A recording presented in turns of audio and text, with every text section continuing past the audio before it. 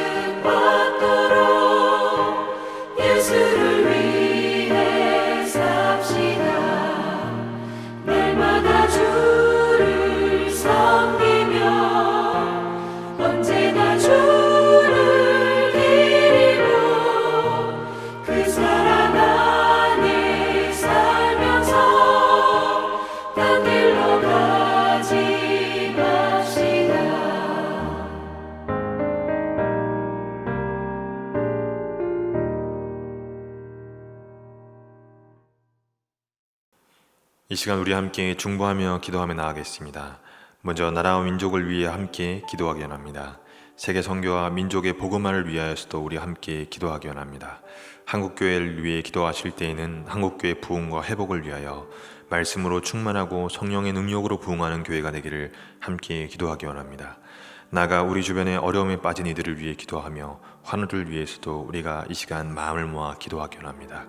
주일 말씀이 오늘 우리의 삶 가운데 이루어질 소망하며 이 시간 우리 마음을 모아 중보하며 나아가겠습니다.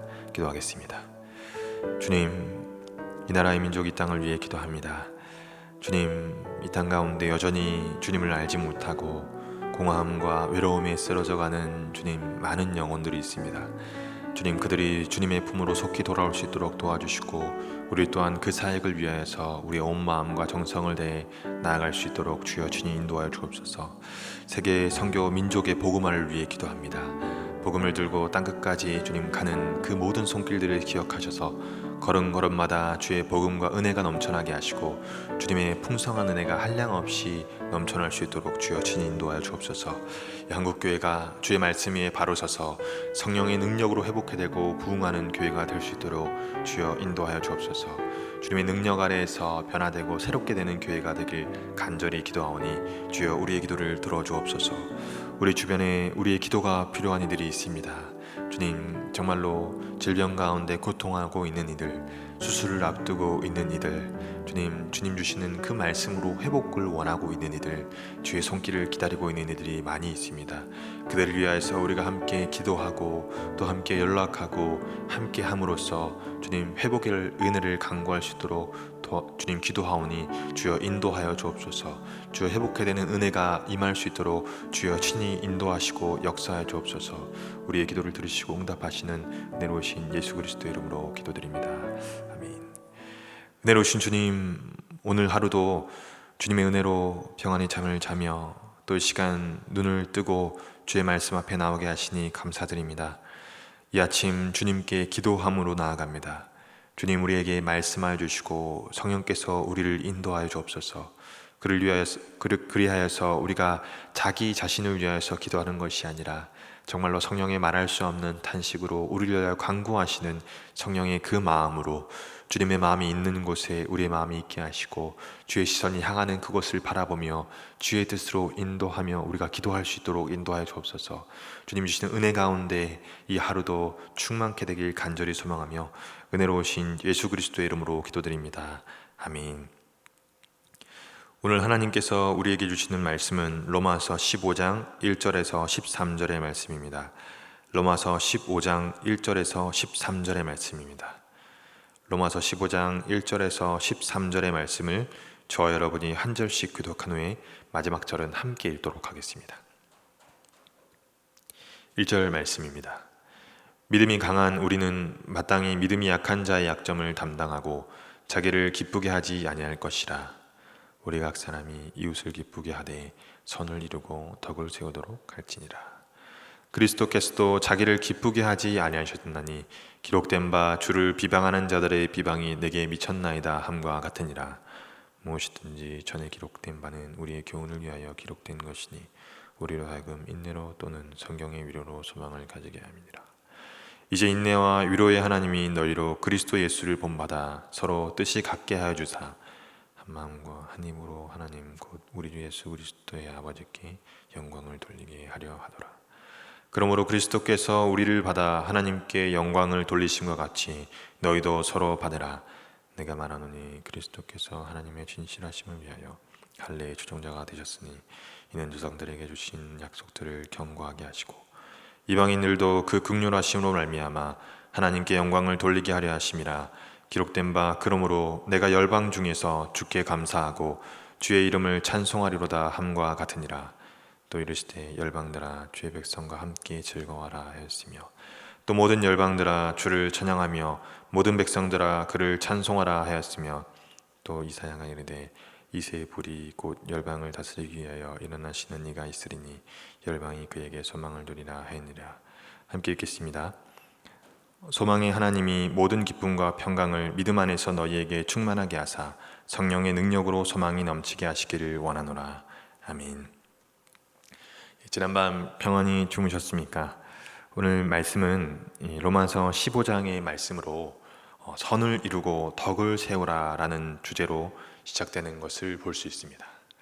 믿음이 강한 우리는 마땅히 믿음이 약한 자를 담당하라 라는 이런 말씀으로 이 말씀을 시작하고 있습니다. 자신이 아닌 이 이웃을 기쁘게 하고 이 덕과 선을 세우는 어떤 그리스도인의 사명을 더하는 것입니다. 우리가 이렇게 하는 이유는 그리스도께서도 자기 자신을 기쁘게 하는 것이 아니라 어떤 하나님의 모든 뜻에 순종하여서 모든 고난과 아픔을 담당하셨기 때문이다 라고 이렇게 말씀하고 있습니다. 그래서 이제는 이 예수 그리스도를 본받아 우리로 하여금 한 마음과 한 입으로 하나님께 영광을 돌리게 하려 함이라 라고 말씀은 전하고 있는 것입니다. 그러므로 7절은 이 그러므로 라는 말로 시작하여서 너희도 서로 용납하라 라고 말씀하고 있습니다.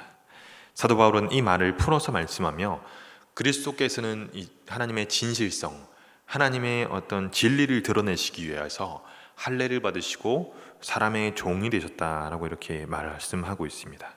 그것은 오직 예수 그리스도께서 이 하나님께서 주신 약속을 이루시고 확증하시기 위함이다라고 이렇게 말씀하는 것이죠.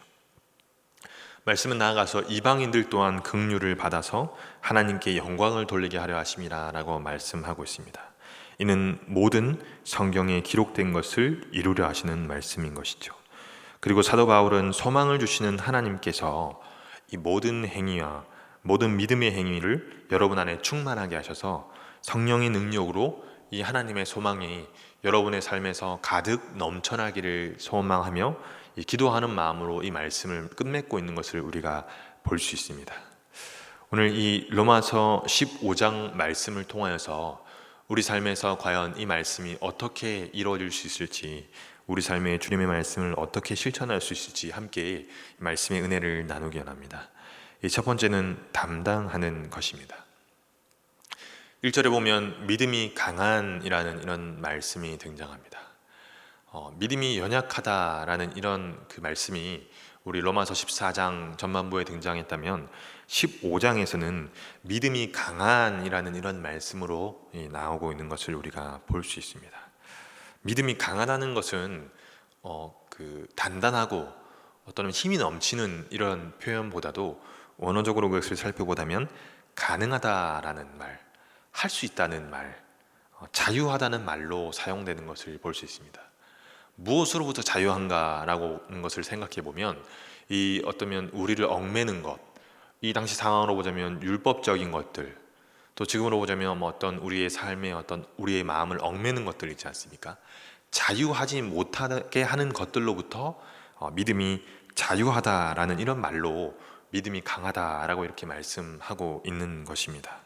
그렇게 보면 이 믿음이 약한 이들은 우리가 14장 말씀에서도 살펴보았지만 모든 면에서 믿음이 없다라는 것이 아니라 특정 부분에서 믿음이 연약한 이로 해석할 수 있으며 오늘 말씀에서 빗대어 보자면 이 믿음의 어떤 영역에서 어느 영역의 부분이 율법에 얽매여 있거나 내지는 이 자유하지 못하는 부분이 있다라고 이렇게 생각할 수 있다는 것입니다.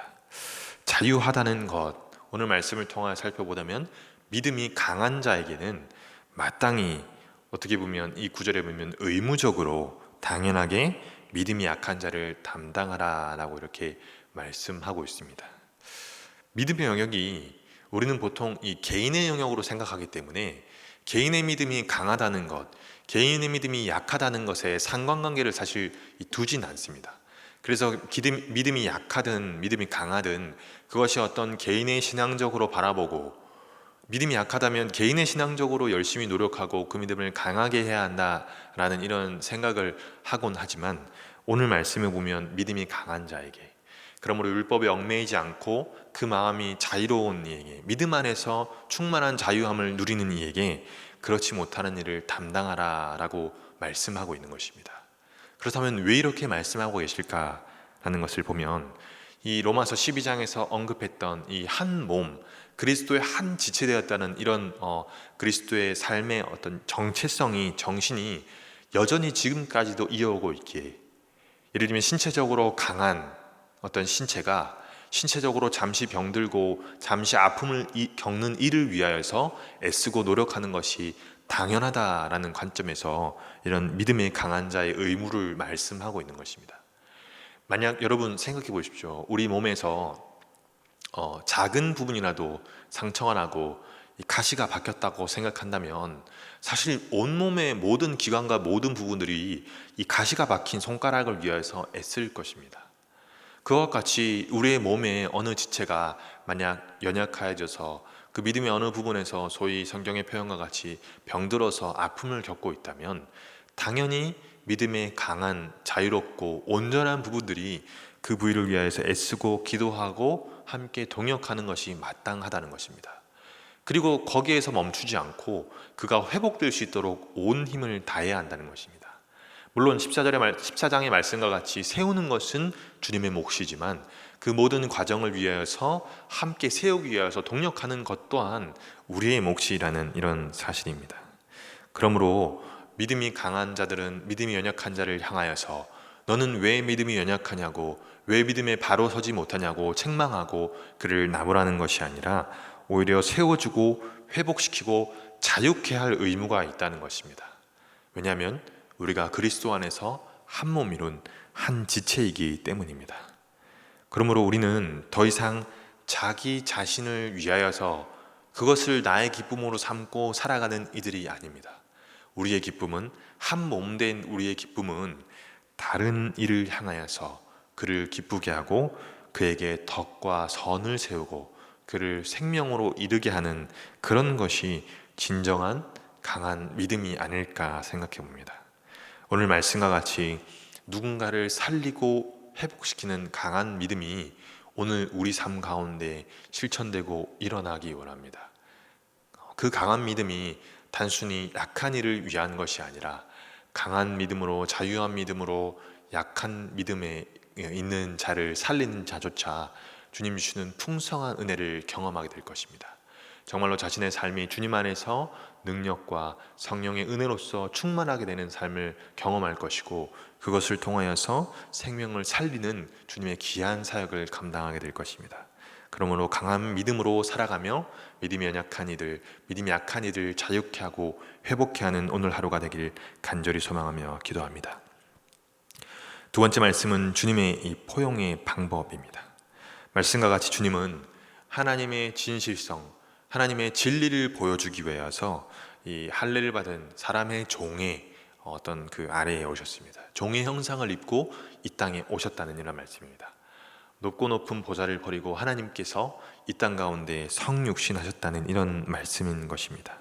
인간의 몸을 입으신 하나님께서 궁극적으로 하시고자 했다는 것은, 로마서 말씀을 빌리자면 우리를 품고 용납하고 받아들이고 한 몸 되게 하시기 위해서 이 땅에 오신 것입니다. 이것이 주님의 구원의 방법인 것입니다. 그래서 이를 믿는 자마다 멸망하지 않고 영생에 이르게 하기 위해서 이 땅에 오셨다는 것입니다. 그런데 이 방법이 참 신기한 방법입니다. 주님의 구원의 방법은 어쩌면 우리에게 있어서 그 구원의 어떤 모습까지 올라오라 말씀하시는 것이 아니라 오히려 올라오지 못하는 이들을 향하여서 주님께서 내려오셨다는 이런 관점입니다. 보통 우리는 이 포용과 용서를 행할 때 상대방이 모든 것을 뉘우치고 모든 것을 이렇게 다 고쳐서 어쩌면 우리가 바라고 우리가 원하는 수준까지 올라오는 것을 그때 받아주는 것을 포용과 용서라고 생각할 때가 있습니다. 내지는 한 발씩 물러나는 것을 이 포용과 용서라고 생각할 때도 있는 것이죠. 그래서 너도 한 발 물러나고 나도 한 발 물러나는 것이 포용과 용서라고 생각하는 것입니다. 그런데 어쩌면 이런 모습은 이 성경에서 말하는 포용과 용서의 모습이 아닐 수도 있습니다. 오히려 이 협상과 어떤 거래의 모습에 가깝지 않나라는 생각을 하는 것입니다. 말씀과 같이 주님의 포용은, 주님의 용서는 전혀 다른 방식입니다. 낮아지심입니다. 그것은 이 품고자 하는 대상이 있는 곳까지, 용서하고자 하는 대상이 있는 곳까지, 구원하고자 하는 대상이 있는 곳까지 낮아질 수 있는 주님의 놀라운 신비이기 때문입니다. 그러므로 우리가 주님의 이 전적인 은혜, 구원을 하나님의 전적인 선물이라고 말할 수밖에 없는 이유가 바로 여기 있습니다. 우리로서는, 우리의 힘으로는 올라갈 수 없는 그 모든 것을 하나님께서는 낮아지시고 포용하시고 받아들이셨다라는 이런 말씀입니다. 과연 우리는 어떤 마음으로 주님의 마음으로 살아가며 용서하고 포용하며 살고 계십니까? 혹 우리가 바라보는 상대가 나의 수준까지 올라오기를 바라거나, 혹 우리가 어떤 생각을 하면서 너도 한 발 물러나고 나도 한 발 물러나는 것을 포용과 어떤 우리의 용서라고 생각하고 계시지는 않습니까? 오늘 말씀을 통해서 주님이 과연 우리를 어떤 마음으로 받아들이셨는가를 함께 돌아보기 원합니다. 주님은 낮아지셨고 더 낮아지셨습니다. 그런데 이 낮아지심은 연약함의 증거가 아니라 강함의 증거입니다. 강하기 때문에 연약한 자를 위하여서 낮아질 수 있기 때문입니다. 그러므로 오늘 하루 주님의 낮아지심을 기억하며 살아가는 우리가 되길 원합니다. 마지막으로 소망을 두는 삶. 우리는 과연 어디에 소망을 두고 살아가십니까? 우리 명절 연휴가 이제 끝이 났지만 명절이라는 것을 보면 참 우리 속담 중에 그런 말도 있지 않습니까? 속담이 아닐 수 있고 어떤 관용어일 수도 있는데 이 더도 말고 덜도 말고 이 한가위만 같아라 라는 이런 이 말이 있는 것이죠. 추석 전에 이 한가위에 대한 어떤 기사를 보면서 한 기자가 이 그 한가위에 대해서 생각하면서 이 한가위의 모습을 굉장히 더도 말고 덜도 말고 한가위만 같아라 라는 이런 말이 떠오르는 어떤 경험들을 기사로 풀어낸 것을 본 적이 있습니다. 그 기사를 보니 그 당시 그 기자의 부모님께서는 이 평상시에 고된 이 농사일을 하시다가 한가위가 다가오면 이 하던 일들을 잠깐 멈추고 이 새하얀 앞치마를 두르시고 이 새하얀 떡을 하시고 과일도 갖다 놓고 이 수확을 하는 그런 이 모습들을 보곤 한다고 합니다. 그래서 이제 이 민족 고유의 명절인 추석을 맞이하면서 어쩌면 고된 일상 중에서도 이 어떤 추수의 감사함과 또 이 명절의 기쁨을 만끽했던 것이 이 한가위가 아닐까 생각합니다. 그러므로 이 더도 말고 덜도 말고 한가위만 같아라 라는 이런 말이 생겨날 것이 아닐까 개인적인 생각을 한번 해보았습니다. 그런데 여러분, 요즘 이 명절이 기다려지셨습니까? 여러분, 명절을 지나면서 명절 전부터 설레고 어떤 또 그런 기대되는 마음을 가지셨습니까? 저 또한 생각해보면 이 설레고 기대되는 마음을 가졌나라는 것을 생각해보면 그렇진 않다라는 생각을 해보았습니다. 시간이 지나가면서 이 어린아이가 마치 자신의 생일을 점점 더 기다리지 않는 것처럼 크리스마스를 기다리지 않는 것처럼 명절을 기다리는 어른들의 마음도 우리의 마음도 어느 순간부터인가 기대와 소망보다는 더도 말고 덜도 말고 한가위만 같으라 라는 이런 생각보다는 그저 소망 없이 희망 없이 하루하루를 살아가는 것이 아닐까 생각해 봅니다. 삶을 살아가다 보면 삶에 치여서 어떨 때는 웃는 날이 없기도 하고 하늘을 한번 올려볼 그런 시간이 없기도 하고 어떤 날은 내일을 기대하는 것은커녕 내일이 오는 것이 두렵기도 할 때가 있는 것 같습니다. 내 안에서 소망이 없으니 외부에서 소망을 찾으려 하지만 더 이상 외부에서도 소망을 찾을 수 없을 때 우리는 도대체 무엇에 소망을 두고 살아야 하나라는 생각을 하게 되는 것입니다. 오늘 말씀은 분명히 하나님께 소망을 두라라고 말씀하고 있습니다.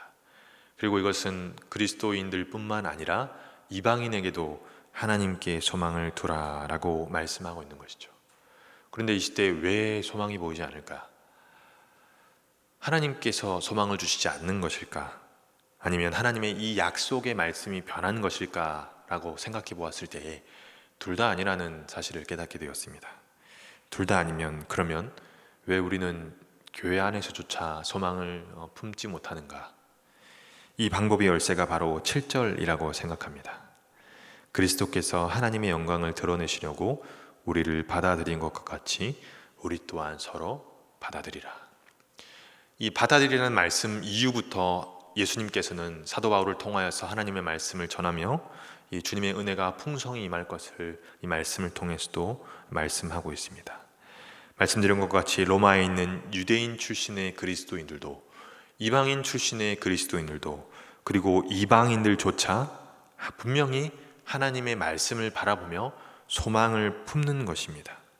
그런데 이 소망을 품는 것은 주님께서 우리를 통하여서 서로 용납하고 받아들임으로써 소망을 바라보고 품게 하셨습니다. 그리고 지금 이 시대를 살아가는 이들도 하나님의 용납하심을 통하여서 그것이 우리를 통하여서 이루어지는 것을 바라보며 하나님에 대한 소망을 품게 되는 것을 알게 되는 것입니다. 받아주는 이가 없는 시대, 나조차 있는 그대로 받아주는 이런 것이 없는 시대, 소위 계산적이고 거래가 미덕이 되고 손해보지 않는 것이 미덕이 되는 이런 시대에 누군가 조건 없이 나를 용납할 수 있다는 것, 그것을 그리스도인들의 공동체를 통하여서 경험할 수 있다는 것, 이것이 바로 지금 이 땅이 바라고 소망하는 이런 소망이 아닐까라는 생각해 봅니다. 이것은 단순한 소망이 아니라, 하루만큼의 소망이 아니라, 그리고 찰나의 소망이 아니라 그리스도의 능력이 드러나는 순간입니다. 사랑을 갈구하지만 사랑받지 못하는 소망의 시대 가운데, 소망이 없는 시대 가운데 여전히 주님께 소망이 있음을 우리는 서로 용납함으로 알려주어야 합니다. 서로 받아줌으로, 서로 용납함으로써 주님 안에 여전히 소망이 있음을, 그리고 우리의 용납함을 통하여서 성령의 능력으로 풍성케 하시는 주님의 은혜가 오늘 우리의 하루 가운데 간절히 임하길 소망합니다. 바울의 마지막 기도처럼 우리가 이 주님의 은혜로서 나아갈 때 오늘 우리의 하루가 성령인 하나님의 능력으로 그 은혜가 드러나고 소망이 생겨나고 우리의 하루가 주님 주시는 소망으로 넘쳐나길 간절히 소망하며 기도합니다. 주신 말씀을 기억하며 함께 기도하며 나아가기 원합니다. 주님 주시는 은혜의 말씀을 따라서 이 시간 기도할 때에 우리의 용납하고 서로 받아줌을 통하여서 이 땅이 회복될 것을 기대하는 마음으로 함께 기도하기 원합니다. 오늘 우리가 만나는 그들에게 우리 주님의 사랑과 용납함을 한순간이라도 전할 수 있다면, 사랑을 갈구하지만 사랑받지 못하여서 죽어가는 이 땅이 회복될 것입니다. 주님의 그 크신 사랑이, 그 크신 소망이 이 땅을 살리고 회복실 것을 기도하고 소망하며 이 시간 말씀의 은혜를 기억하며 함께 기도하며 나가겠습니다. 함께 기도하겠습니다.